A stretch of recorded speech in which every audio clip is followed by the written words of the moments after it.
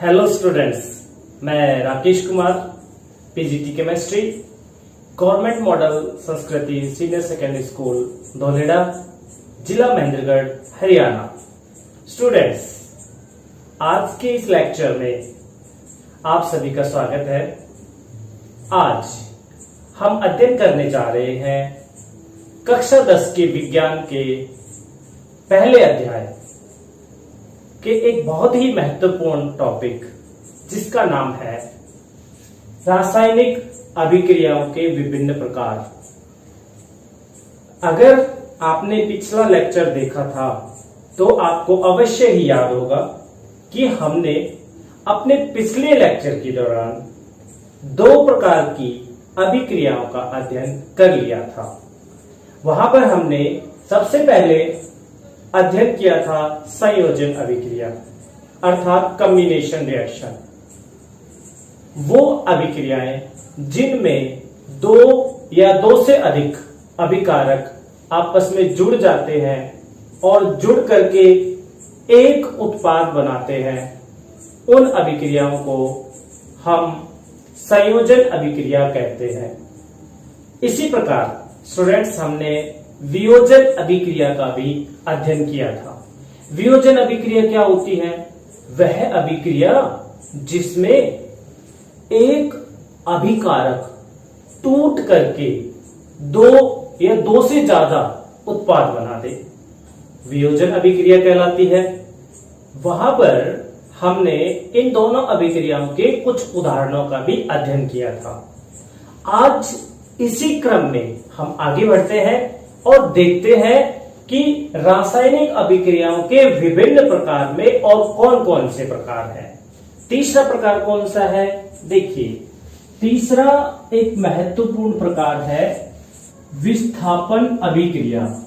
देखिए, विस्थापन जिसको हम अंग्रेजी में कहते हैं डिस्प्लेसमेंट, क्या कहा जाएगा? डिस्प्लेसमेंट। और अंग्रेजी में आपको नाम क्यों बताया जा रहा है? इसलिए ताकि आपको इस अभिक्रिया के बारे में जल्दी से याद हो जाए। Displacement reactions. अब डिस्प्लेस का मतलब क्या होता है? आपको पता होगा कि डिस्प्लेसमेंट का मतलब क्या होता है। डिस्प्लेस कर देने का मतलब हटा देना। एक वस्तु जहां रखी है उसको हम कहते हैं कि यहां से डिस्प्लेस कर दो इसको। इसका मतलब है कि उस वस्तु को वहां से हटा करके दूसरी जगह पहुंचा देना। ठीक इसी प्रकार से विस्थापन अभिक्रिया के अंदर भी होता है। एक तत्व जहां रखा है वहां से दूसरा तत्व आएगा, उसको हटा देगा, अर्थात डिस्प्लेस कर देगा, विस्थापित कर देगा। और उस विस्थापित के नाम से ही विस्थापन यहां पर नाम आया है, विस्थापन अभिक्रिया। एक छोटा सा उदाहरण देके मैं परिभाषा देता हूं, आप ध्यान दीजिएगा। देखिए, यहां पर मेरे पास एक तत्व है A और एक तत्व का यौगिक मैं ले रहा हूं। अब दूसरा मैंने यहां पर यौगिक लिया है B और C, ठीक है। A जो तत्व है वो ज्यादा ताकतवर है, अर्थात पावरफुल है। अगर हम उसको केमिस्ट्री की लैंग्वेज में बोलेंगे तो हम कहेंगे कि वो ज्यादा रिएक्टिव है, अभिक्रियाशील है। तो A जो है ये क्या है? अधिक क्रियाशील है। याद रखना है आपको, क्या है? यह है अधिक क्रियाशील है।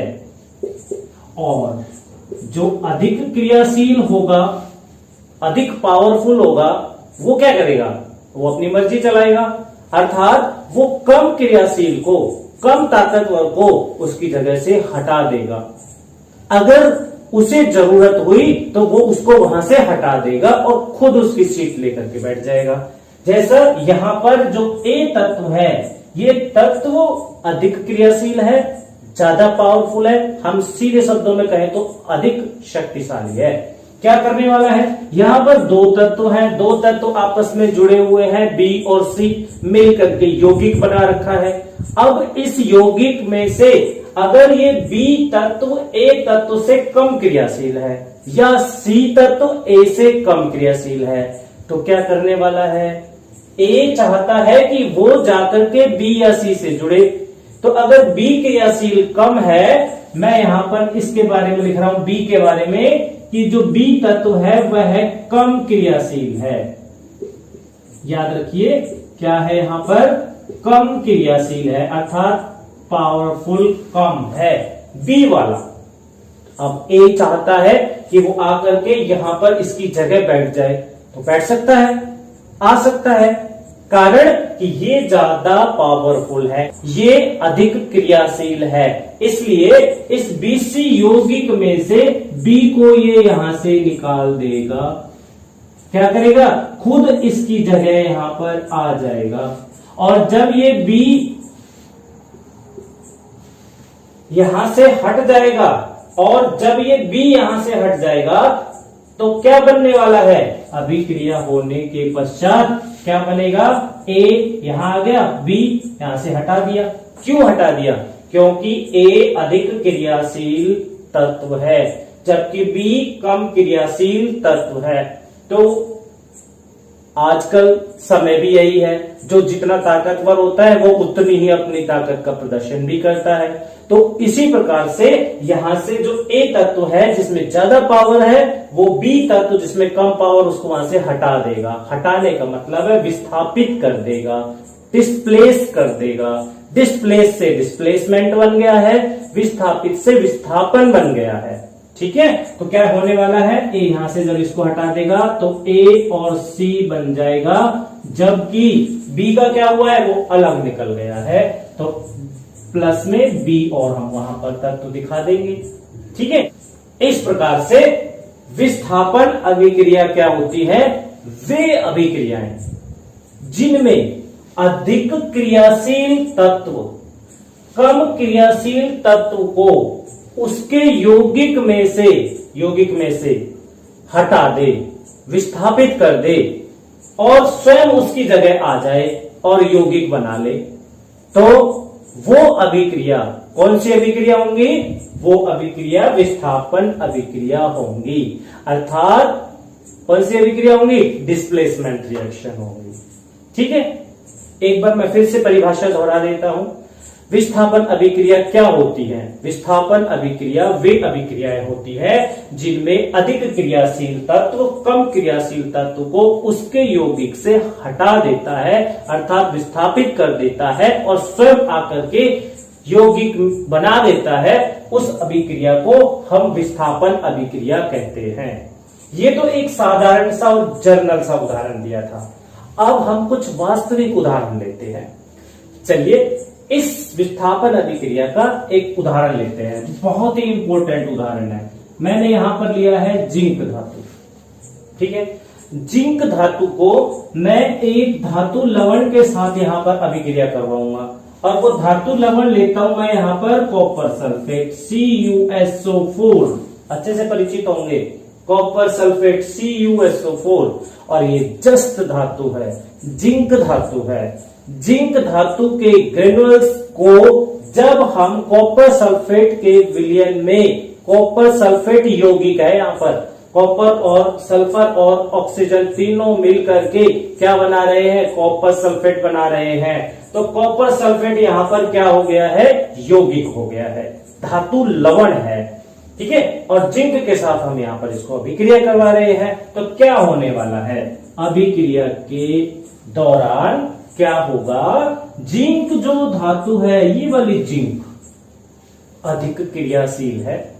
ये जो जिंक धातु है ये इस कॉपर सल्फेट के यौगिक में से जाएगा और इस कॉपर को यहां से हटा देगा।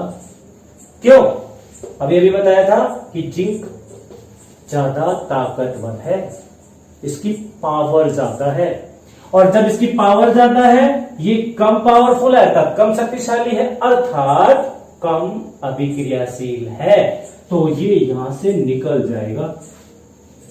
इसमें ताकत ज्यादा है, इसकी मर्जी चलेगी, इसकी मर्जी चलेगी तो ये क्या करेगा, ये कम ताकतवर को हटा देगा, खुद आके जुड़ जाएगा। यहां पर इसको हटाया कॉपर को और जिंक आकर के जुड़ गया। बताइए क्या बनेगा? कुछ दिमाग में आ रहा है कि क्या बनने वाला है? कुछ सोचकर बता सकते हो कि क्या बनने वाला है? सोचिए, बताइए मुझे क्या बनने वाला है। चलिए मैं बताता हूं। जब ये जिंक यहां से जाएगा और इस कॉपर को हटा देगा तो क्या बनने वाला है? जिंक Zn और SO4 ये बनने वाला है। ZnSO4 ZnSO4 क्या कहेंगे इसको? इसको कहेंगे जिंक सल्फेट। जिंक सल्फेट कहा जाएगा इसको। जैसे ये था कॉपर सल्फेट, वैसे ही ये क्या है? जिंक सल्फेट है। ठीक है। और क्या बनने वाला है? एक चीज बची हुई है अभी भी, बताइए क्या बनने वाला है? जो यहां से ये निकल रहा है, कौन निकल रहा है? जो कम क्रियाशील है। कम क्रियाशील कौन है? कॉपर। तो प्लस में आप क्या लिखेंगे? Cu, कॉपर निकलने वाला है अलग से। ये अभिक्रिया बहुत ही इंपॉर्टेंट है। तो क्यों ना इस अभिक्रिया को हम एक्टिविटी के रूप में करके देख ले। देखना चाहेंगे कि कैसे जिंक कॉपर सल्फेट में से कॉपर को निकाल देता है और जिंक सल्फेट बन जाता है और कॉपर अलग हो जाता है। यहां पर आप ये सोच रहे होंगे कि हमें कैसे पता चलेगा कि जिंक ने कॉपर सल्फेट में से कॉपर को हटा दिया है और जिंक सल्फेट बन गया है। देखिए, इसका सबसे सरल तरीका है। क्या तरीका है? कॉपर सल्फेट जो होता है उसका रंग आप शुरू में देख लीजिए। कैसा रहेगा? वो नीला रहेगा। नीले रंग का कॉपर सल्फेट होता है और जब हम उसमें जिंक के ग्रेनुअल्स को ऐड कर देते हैं, मिला देते हैं, तो जिंक सल्फेट बन जाता है। जिंक सल्फेट का जो रंग है वो नीला नहीं होगा। फिर कैसा रंग होगा? कलरलेस, अर्थात रंगहीन। कैसा रंग रहेगा? कोई रंग नहीं रहेगा। और जिसका कोई रंग नहीं होता उसको क्या कहेंगे हम? रंगहीन। तो कॉपर सल्फेट का रंग कैसा था? नीला। और जब जिंक ने कॉपर सल्फेट में से कॉपर को हटा दिया, डिस्प्लेस कर दिया, विस्थापित कर दिया, तो जिंक सल्फेट बन गया। अब कैसे पता चलेगा? अगर नीला रंग और रंगहीन हो जाए तो हम कह सकते हैं कि जिंक ने कॉपर सल्फेट में से कॉपर को विस्थापित करके और जिंक सल्फेट बना दिया है। तो पहचान लेंगे हम कि अभिक्रिया हुई है और अभिक्रिया विस्थापन अभिक्रिया हुई है। रंग ही बदल गया है कि नहीं? चलिए अब इस अभिक्रिया को हम देख भी लेंगे होगी कैसे। तो आइए स्टूडेंट्स, विस्थापन अभिक्रिया को एक क्रियाकलाप के द्वारा हम यहां समझने का प्रयत्न करते हैं। विस्थापन अभिक्रिया में जैसा कि आपको बताया, एक तत्व होगा और दूसरा विलयन होगा, अर्थात यौगिक होगा। उस यौगिक में से अधिक क्रियाशील तत्व या धातु या अधातु कम क्रियाशील तत्व अर्थात धातु या अधातु को विस्थापित कर देता है। यहां पर विस्थापन अभिक्रिया को समझने के लिए जो अभी अभी आपको एक उदाहरण बताया गया, हम उसी को क्रियाकलाप के द्वारा देखते हैं। उस अभिक्रिया को क्रियाकलाप द्वारा समझने के लिए हमें कुछ सामग्री की आवश्यकता होगी और उस सामग्री में हम सबसे पहले क्या लेंगे? देखिए, कॉपर सेकेंड सल्फेट पेंटाहाइड्रेट, यहां पर CuSO4 5H2O, ये हमारे पास विलयन के रूप में अर्थात यौगिक के रूप में हमें लेना है। दूसरा जो हम यहां पर अभिकारक लेंगे, जिंक मेटल ग्रेनुअल्स अर्थात जिंक धातु को ले रहे हैं। तो ये दो हमारे पास यहाँ पर अभिकारक हो गए हैं। इसके अलावा पेट्री डिश, ये मेरे पास जो है फ्लास्क, वाटर बोतल है और ये दो परख नली है जो परख नली स्टैंड में लगी हुई है और एक स्पैचुला है। देखिए, इस क्रियाकलाप को करने के लिए सबसे पहले हमें क्या करना पड़ेगा? हमें एक फ्लास्क लेना पड़ेगा और उसके अंदर कुछ मात्रा में जल हमें लेना पड़ेगा। कुछ मात्रा में जल लेने के पश्चात हमें क्या करना होगा? कॉपर सल्फेट के कुछ क्रिस्टल्स को जल में मिलाना होगा। यहां पर कॉपर सेकेंड सल्फेट का आपको कलर नोट करना होगा। देखिए यहां पर किस प्रकार का कलर है? ब्लू कलर है। तो आप इस प्रकार से कॉपर सेकेंड सल्फेट को जल के अंदर डाल करके कॉपर सल्फेट का विलयन तैयार करेंगे। ये देखिए हम इसको मिलाएंगे, जिससे क्या होने वाला है, हमारे पास एक विलयन तैयार होने वाला है। उस विलयन के रंग को यहाँ पर नोट करना अनिवार्य है। इसके पश्चात हमें क्या करना है, हमें परख नली में कॉपर सल्फेट के विलयन को भरना है। उसकी कुछ मात्रा आप वहां पर लीजिए, ये देखिए, ठीक है। इसी प्रकार से हमें दूसरी परख नली के अंदर भी कॉपर सल्फेट के विलयन को भर लेना है। इस प्रकार से हमने दो परख नलियों के अंदर कॉपर सल्फेट का विलयन भर लिया है। आपको इन दोनों परख नलियों में जो रंग है वह देखना है। आप देख रहे होंगे दोनों परख नलियों में विलयन का रंग नीला है।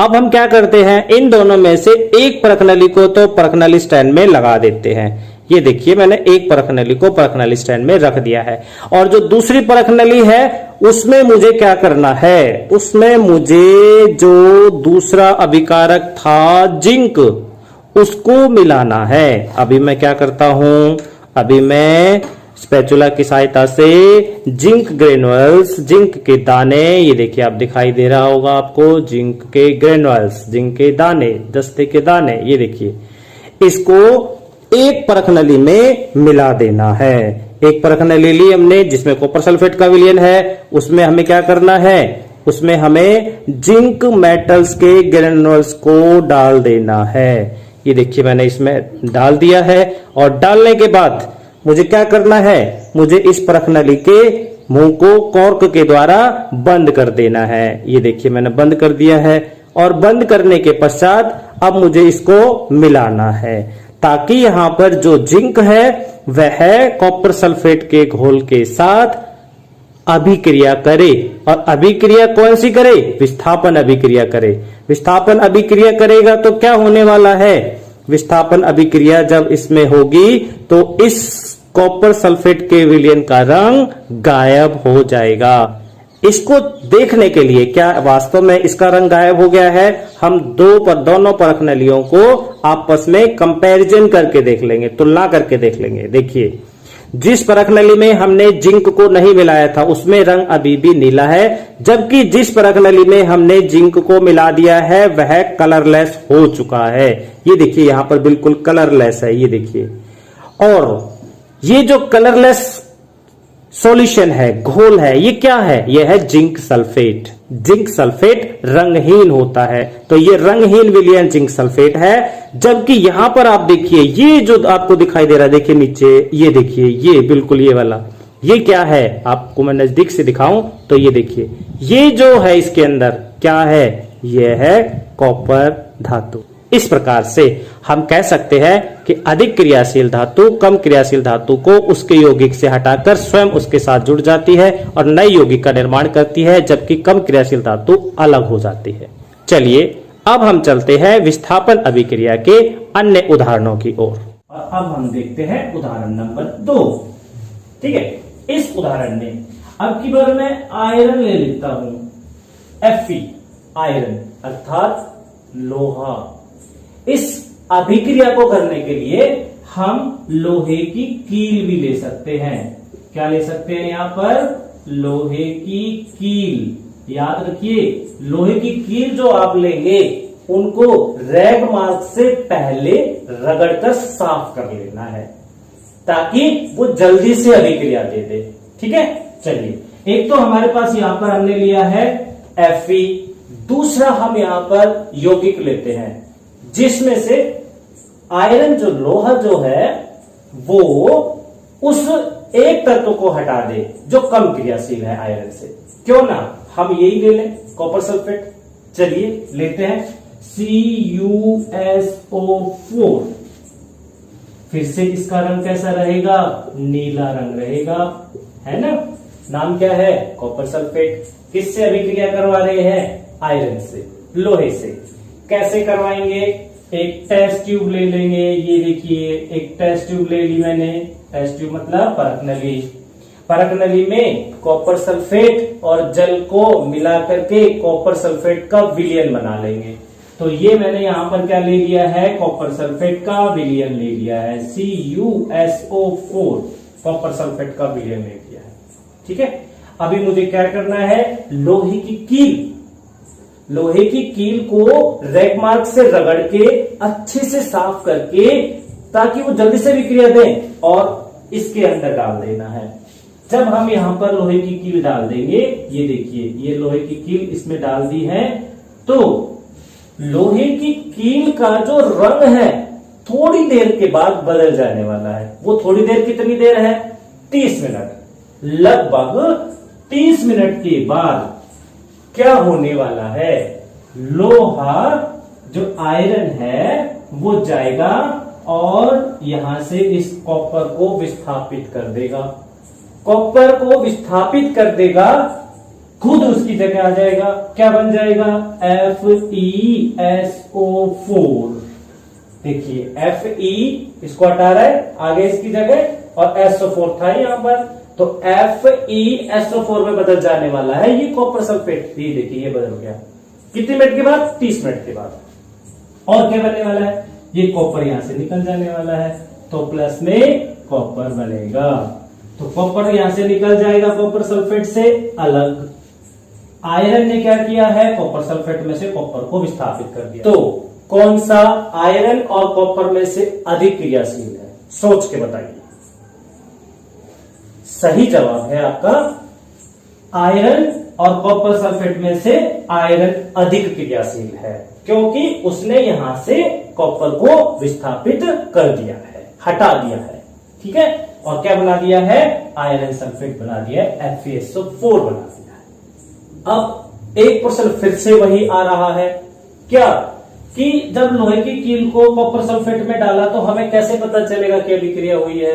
तो अभिक्रिया को जानने के लिए हम क्या करेंगे, इसके रंग को नोट करेंगे। कॉपर सल्फेट का रंग कैसा था, नीला, और जो यहां पर आयरन सल्फेट बना है इसका कैसा रंग होगा, इसका रंग होगा हल्का हरा रंग, हरे रंग का विलयन बन जाएगा। जो यहां पर नीला रंग हमें ये शुरू में दिखाई दे रहा था, नीले रंग का था, ये क्या बनने वाला है बाद में, FeSO4 बनने वाला है। और FeSO4 का जो रंग होगा कैसा होगा, वो हरा रंग होगा। ये जो अभिक्रिया है ये बहुत ही इंपॉर्टेंट अभिक्रिया है, याद रखना है आपको।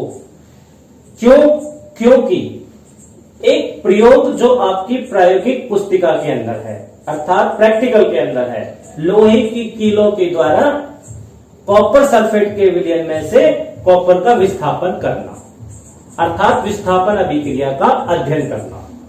यह प्रयोग आपकी प्रैक्टिकल के अंदर भी है। प्रैक्टिकल के प्रयोग को हम अलग वीडियो के अंदर अध्ययन करेंगे, तो इसलिए आपको ये जो अभिक्रिया है अच्छे से याद कर लेनी है, वहां काम आएगी। इस अभिक्रिया की हम एक्टिविटी का अध्ययन कर चुके हैं। चलिए एक और उदाहरण देख लेते हैं विस्थापन अभिक्रिया का, एक बहुत ही सरल सा उदाहरण वो ले रहा हूं मैं यहां पर, ये देखिए।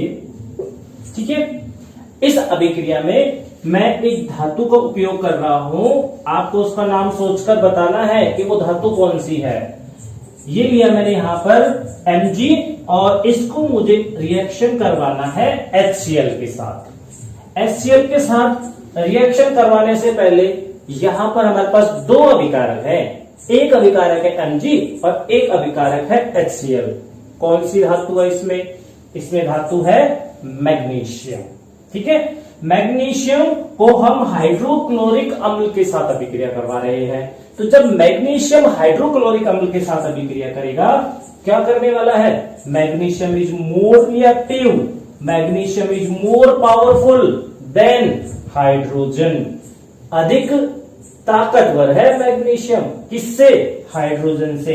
तो हाइड्रोजन का क्या होने वाला है, हाइड्रोजन निकल जाने वाला है, वहां से अपनी जगह छोड़ देगा।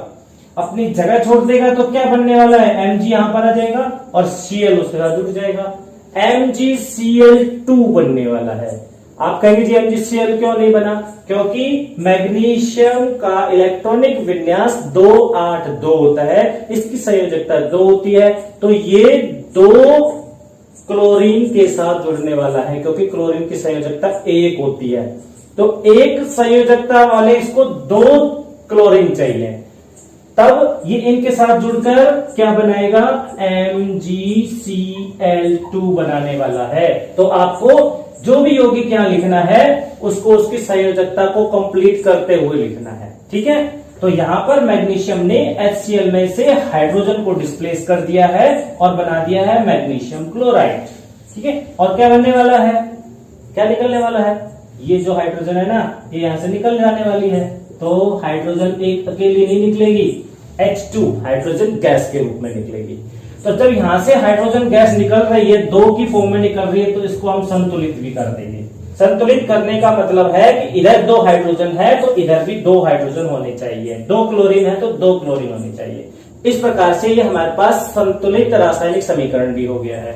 तो मैग्नीशियम ने क्या किया है, मैग्नीशियम ने यहां HCl में से हाइड्रोजन को हटा करके मैग्नीशियम क्लोराइड का निर्माण कर दिया है।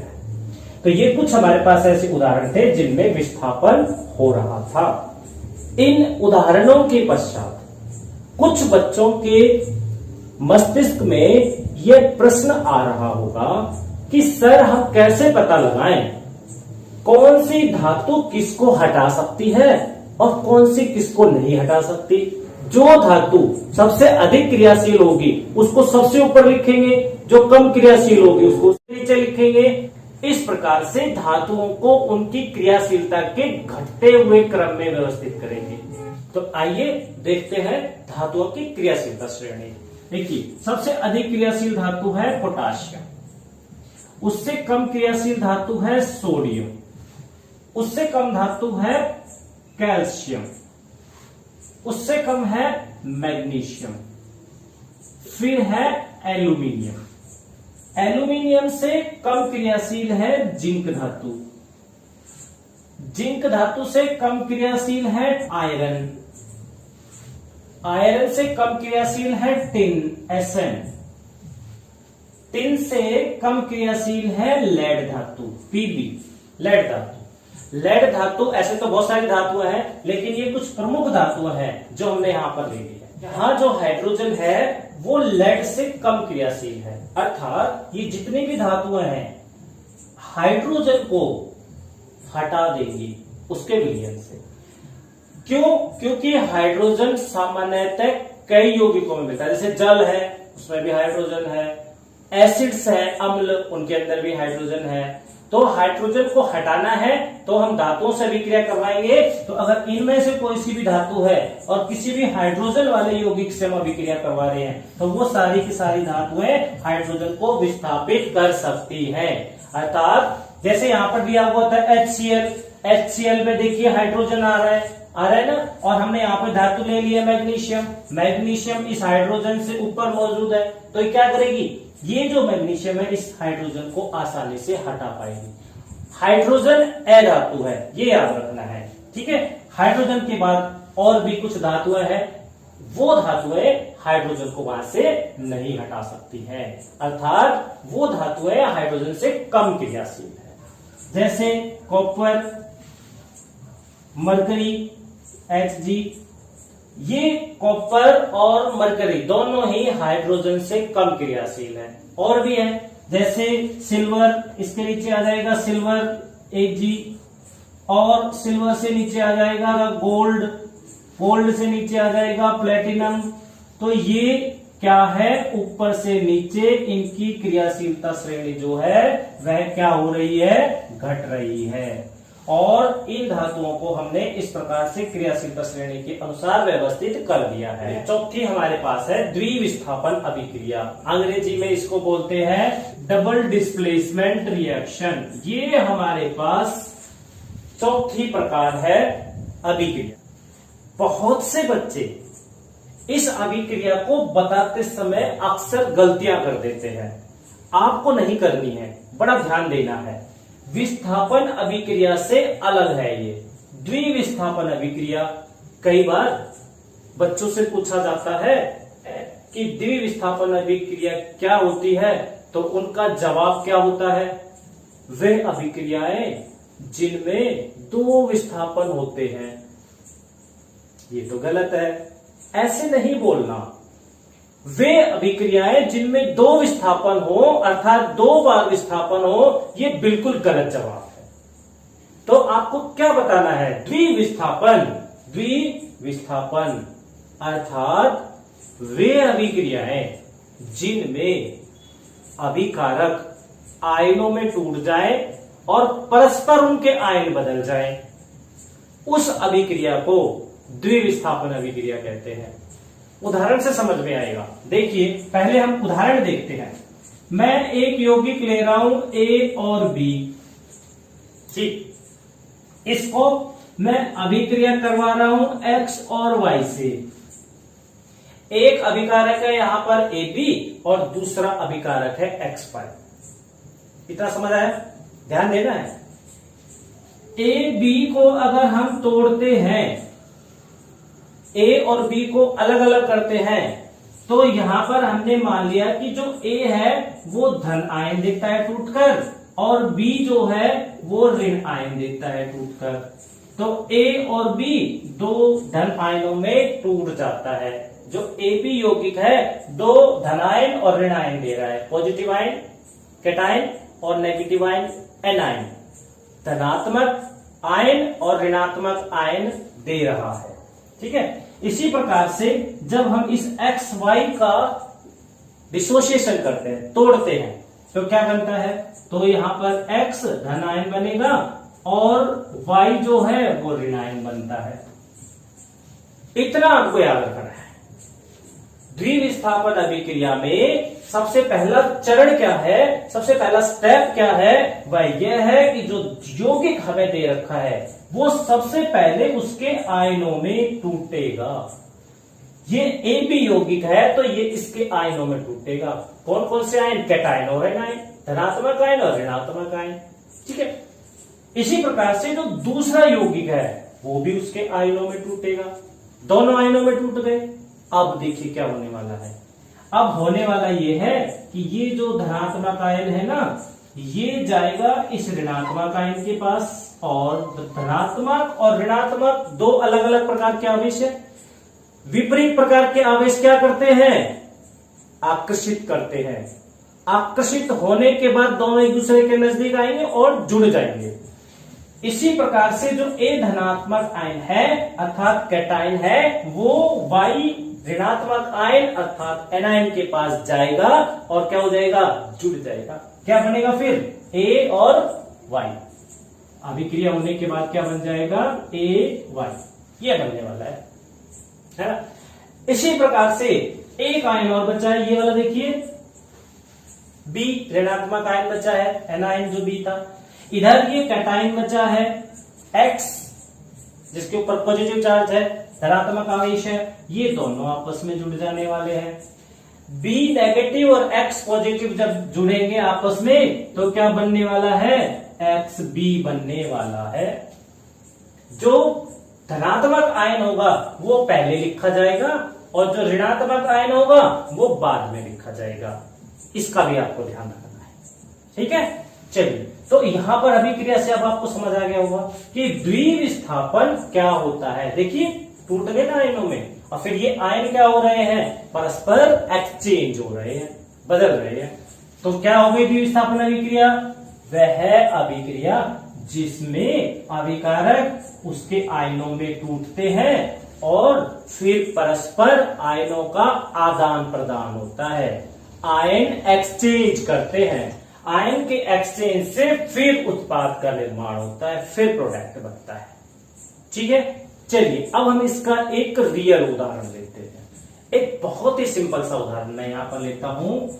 Silver nitrate AgNO3। AgNO3 क्या होता है? AgNO3 होता है silver nitrate. Silver nitrate AgNO3 एक अभिकारक है। दूसरा मैं यहां पर एक और अभिकारक लेता हूं, सोडियम क्लोराइड NaCl। आप जानते हैं सोडियम क्लोराइड। सोडियम क्लोराइड ये हमारे पास दूसरा अभिकारक है। AB की जगह क्या ले लिया है? AgNO3। XY की जगह क्या ले लिया है? Sodium chloride. दोनों को अभिक्रिया करवाना है। क्या होने वाला है अभिक्रिया के दौरान? अभिक्रिया के दौरान सबसे पहले जैसे AB उसके आयनों में टूटा था ना, उसी प्रकार से जो सिल्वर नाइट्रेट है टूट करके अपने 2 आयन देने वाला है। देखते हैं कौन कौन से आयन। एक तो इसमें Ag है, एक NO3 है, तो ये टूट करके क्या देने वाला है, Ag प्लस देने वाला है, और क्या देने वाला है, NO3 नेगेटिव देने वाला है। तो इस प्रकार से सिल्वर आयन, सिल्वर कैटायन बनेंगे और नाइट्रेट एनायन बनेंगे। NO3 ऋणात्मक आयन और Ag पॉजिटिव आयन बनेंगे। ठीक है, अब इसको भी देख ले, सोडियम क्लोराइड कौन कौन से आयन देने वाला है, सोच के बता सकते हैं, बताइए। देखिए क्या देगा, एक तो इसमें Na है, सोडियम आयन देगा, और दूसरा क्या बनने वाला है, Cl नेगेटिव बनने वाला है, क्योंकि 2 ही तो है, एक सोडियम और एक क्लोराइड, तो सोडियम आयन दे देगा, क्लोराइड आयन दे देगा। तो सिल्वर नाइट्रेट टूट करके सिल्वर आयन नाइट्रेट आयन दे रहा है, और सोडियम क्लोराइड टूट करके डिसोशिएट होकर के सोडियम आयन और क्लोराइड आयन दे रहा है। अब क्या होना है, अभिक्रिया में आगे क्या होना है, अभिक्रिया में आगे बहुत आसान सा काम होना है। सिल्वर जो कैटायन है जिन पर धनात्मक आवेश है, वो जाएंगे किसके पास, एनायन के पास, जिसके पास ऋणात्मक आयन है, जिसके पास ऋणात्मक आयन है, और क्या बनेगा, AgCl, दोनों जुड़ जाएंगे। ठीक है, अभिक्रिया होने के बाद बनने वाला है AgCl। AgCl क्या होता है, AgCl होता है सिल्वर क्लोराइड, और क्या बनने वाला है, और बनने वाला है, ये देखिए ये बच गया ना, NO3 नेगेटिव और Na पॉजिटिव, NO3 नेगेटिव और Na पॉजिटिव भी जुड़ने वाले हैं। NO3 नेगेटिव और Na पॉजिटिव में पहले कौन सा लिखेंगे, Na पॉजिटिव, तो हम यहाँ पे लिखेंगे Na पॉजिटिव, चार्ज कैंसिल हो जाएगा, एक पॉजिटिव एक नेगेटिव से कैंसिल हो जाएगा, क्या बनेगा, NaNO3। पर याद रखना है, पहले वो लिखना है जिसमें पॉजिटिव चार्ज है, कैटायन है, उसको पहले लिखना है। जैसे सिल्वर क्लोराइड में से सिल्वर को पहले लिखा AgCl, वैसे ही NaNO3 हो गई अभिक्रिया। कौन सी अभिक्रिया हो गई, द्विविस्थापन अभिक्रिया हो गई। बिल्कुल सी आसान थी, लेकिन जैसा मैंने पहले बताया बच्चे अक्सर गलती करते हैं। क्या बताते हैं, वह अभिक्रिया जिसमें 2 बार विस्थापन होता है उसे द्विविस्थापन कहते हैं। बहुत सीधा सरल रटा रटा आंसर उनके पास होता है, लेकिन वो गलत होता है। आपको बताना क्या है, द्विविस्थापन अभिक्रिया वे अभिक्रिया होती है जिसमें अभिकारक पहले उनके आयनों में टूटते हैं और फिर आयन परस्पर बदल जाते हैं और नए यौगिकों का निर्माण करते हैं। उस अभिक्रिया को द्विविस्थापन अभिक्रिया कहते हैं। आइए अब हम एक और उदाहरण ले रहे हैं यहाँ पर, उदाहरण नंबर 2। अब की बार मैं बहुत सारे उदाहरण ले रहा हूं, आपको कोशिश करनी है और बताना है कि अभिक्रिया होने के पश्चात क्या होगा और कौन सी अभिक्रिया होगी। BaCl2 मैंने यहां पर लिया है, BaCl2 को क्या कहेंगे, बेरियम क्लोराइड। क्या बोलेंगे इसको, देखिए मैं लिख देता हूं यहां पर, बेरियम क्लोराइड नाम है इसका, और इसको अभिक्रिया करवानी है कॉपर सल्फेट के साथ। कॉपर सल्फेट आपका जाना पहचाना है, CuSO4। ठीक है, इसका मैं नाम नहीं लिख रहा हूं, आपको पता है। इसको अभिक्रिया करवानी है बेरियम क्लोराइड को कॉपर सल्फेट के साथ, तो क्या बनने वाला है, यहां पर barium chloride copper sulphate, barium chloride टूटने वाला है barium ion Ba2 positive ions में, और टूटने वाला है Cl नेगेटिव आयंस, जो 2 बनेंगे, 2 है ना Cl2, तो 2 आयन बनेंगे। बेरियम की जो वैलेंसी होती है वो 2 होती है, तो ये 2 पॉजिटिव आयन बनाएगा। ठीक है, इसी प्रकार से जो कॉपर सल्फेट है ये भी टूट जाएगा कॉपर 2 पॉजिटिव आयन में, कॉपर की 2 वैलेंसी होती है, और सल्फेट 2 नेगेटिव आयंस में SO4 2 negative ions, sulphate ions की 2 वैलेंसी होती है। अब क्या होने वाला है, इन दोनों अभिकारकों के आयनों का एक्सचेंज होने वाला है। बेरियम 2 पॉजिटिव आयन किसके पास जाने वाला है, नेगेटिव वाले के पास जाने वाला है, तो क्या बनेगा, BaSO4 2 पॉजिटिव 2 नेगेटिव कैंसिल हो जाएगा, और क्या बन जाएगा BaSO4। BaSO4 क्या होता है? Ba barium, SO4 sulphate, barium sulphate, barium sulphate बनेगा। ठीक है, बेरियम सल्फेट। क्या बचा? क्लोराइड आयंस बच गए और कॉपर आयंस बच गए। CuCl2 copper chloride CuCl2। Barium chloride जब कॉपर सल्फेट के साथ अभिक्रिया करता है तो barium chloride barium ion chloride ion में टूट जाएगा और copper sulphate copper ion sulphate ion में टूट जाएगा और फिर आयन आपस में बदल जाएंगे और नया उत्पाद बनेगा बेरियम सल्फेट और कॉपर क्लोराइड। ठीक है, 2 उदाहरण हो गए हैं। आइए अब लेते हैं तीसरा उदाहरण। और तीसरा उदाहरण मैं ऐसा उदाहरण लूंगा जिसको आप भी बता पाओ। जिस बच्चे ने यहां पर ध्यान दिया है वो अब अगली अभिक्रिया को तुरंत बता देगा। देखिए कौन सी अभिक्रिया है। मैं यहां पर ले रहा हूं HCl NaOH के साथ अभिक्रिया करवा देता हूं। NaOH क्या बनेगा आपको बताना है। क्या बनने वाला है? HCl NaOH के साथ अभिक्रिया करता है, हाइड्रोक्लोरिक अम्ल सोडियम हाइड्रोक्साइड के साथ अभिक्रिया करता है। क्या बनेगा? पहले तो मुझे यह बताओ कि हाइड्रोजन क्लोराइड जो है इसमें कौन कौन से आयन बनने वाले हैं? दिखाई दे रहे होंगे। HCl तो क्या बनेगा? H प्लस और Cl नेगेटिव, ये आयन बनेंगे। NaOH कौन कौन से आयन देने वाला है? NaOH देने वाला है Na प्लस और OH माइनस, Na प्लस और OH माइनस, ये आयन देने वाला है। अब क्या होने वाला है? आयंस का एक्सचेंज अर्थात आदान प्रदान। देखिए ये हाइड्रोजन इसके पास चला जाएगा, H और OH जुड़ेंगे तो क्या बनेगा? HOH, H 2 बार हो जाएगा और एक O हो जाएगा। H 2 बार और एक O क्या बना? H2O water. दूसरा क्या था? Cl था और Na था। Na और Cl ये दोनों जुड़ जाएंगे, क्या बनेगा? NaCl। NaCl अरे वही जिसका हम उपयोग करते हैं किचन के अंदर खाना बनाने में, सोडियम क्लोराइड, नमक, सोडियम क्लोराइड बनेगा। और हाइड्रोजन और OH अभी मैंने बताया क्या बनेगा? जल, H2O बनेगा। देखिए कितनी सरल अभिक्रिया है ना? ये अभिक्रिया एक और दृष्टि से महत्वपूर्ण है, इसके नाम की दृष्टि से। इसका नाम बताए क्या है?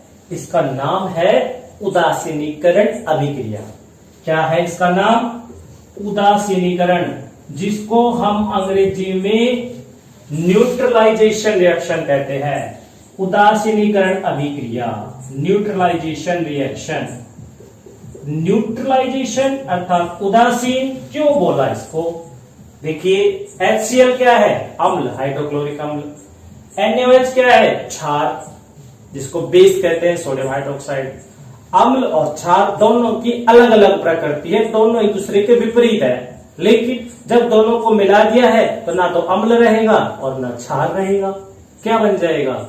न्यूट्रल हो जाएगा, ना अम्ल ना क्षार, तो न्यूट्रल हो गया। और न्यूट्रल से ही क्या बना है? न्यूट्रलाइजेशन, जिसको हिंदी में कहते हैं उदासीन अर्थात उदासीनीकरण अभिक्रिया। ये 5 अभिक्रिया है, आपको इनमें से छांटना है किस अभिक्रिया का प्रकार कौन सा है।